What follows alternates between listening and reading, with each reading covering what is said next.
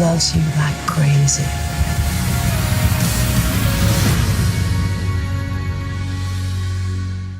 Kristoffer Francis, congratulations on Run the Race. Thank you. I'm a huge fan of this film. Both your characters have interesting arc. So here's my question for each of you. Kristoffer, what did you do to make sure that your character doesn't come off or come across seemingly as like the villain of the story? And for you, Francis, what is it about Louis that you can relate to? Or in other words, do you and her and she share some things in common?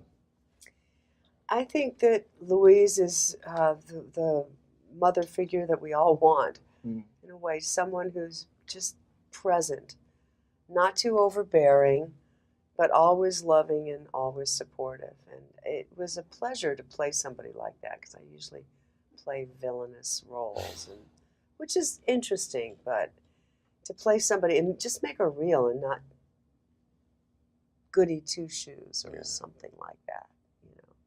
And you did such a good job. She's such I can't wait to see encouraging, it. loving person. And then my guy, I think Michael Truitt, I just, as an actor, I always find the most compelling characters are the most complex characters. And I don't think Michael Truitt's a bad person. I think that he is caught up in his own brokenness and his own sort of self, like the way that he's dealing with his hurt isn't great. And he's shirked his duties as a father. And so when you play a character like that, I think it's, no matter how far away from shore you swim and how kind of dark you go, as long as you can know that, keep the shore in mind. And I think that's what makes him a likable character, ultimately.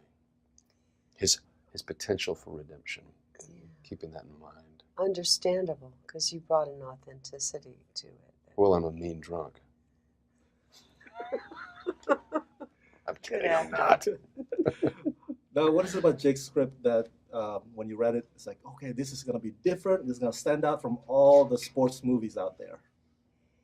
Well, it doesn't. It's not really a sports movie, even though there's a lot of stuff going on, field and stuff like that. It's more of a metaphor, as you said earlier, for challenging oneself and to be the best that you can be. Yeah. And like when you fail at something, you can pick yourself up, dust yourself off, and go, or you can wallow in the failure, which is what your character Michael Truitt does. Represents. And when I think about what happens in sports, those I was going to say actors, those sports people, men or women, don't have time to lament, oh God, I missed that shot, or you got to keep moving because the next moment is coming. Well, Francis, it's funny, my kids play sports, right? And they're on this little basketball team. And the team overall, because they like to win, when they start losing, you can see the entire group of kids get discouraged. And instead of like digging in, putting some grit behind it and pushing forward, and when they do that, when that moment happens, when they go, you know what, we're losing right now, but we can still win, because who knows what the future's gonna, like, who knows, the game's not over.